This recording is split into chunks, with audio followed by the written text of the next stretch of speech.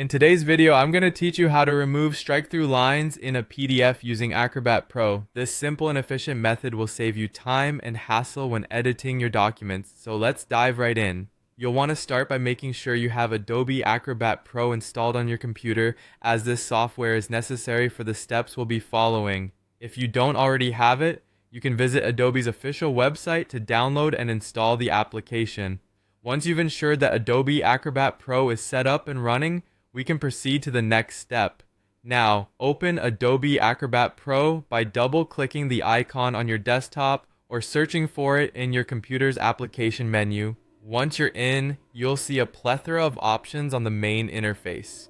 To get started with removing those pesky strike-through lines, we need to open the specific PDF file where you want to make these edits. Click on File in the menu bar located at the top of the screen and then choose Open. Navigate to where your PDF document is stored, select it, and click Open again. This will bring up your document in Acrobat Pro, displaying all its contents on the screen. With your document open, the next step is to identify the text sections that have strike-through lines applied. These lines might have been added during a review process, so it's important to check those sections carefully to ensure you don't miss any. Once you've identified the strike-through lines in the document, it's time to remove them. Click on the Edit PDF tool, which you can find in the right-hand pane of Adobe Acrobat Pro's interface. This tool enables you to make modifications to the text and images in your document.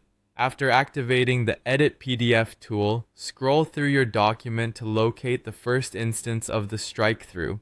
Once you find it, click on it to select the affected portion of the text. You'll notice some editing options appearing at this point. Among these options, there's a small trash icon. This is what you'll use to remove the strike-through. Go ahead and click on the trash icon. This action will delete the strike-through effect instantly, leaving the text without any line crossing it out. Repeat this process for any other instances of strike-through throughout your document.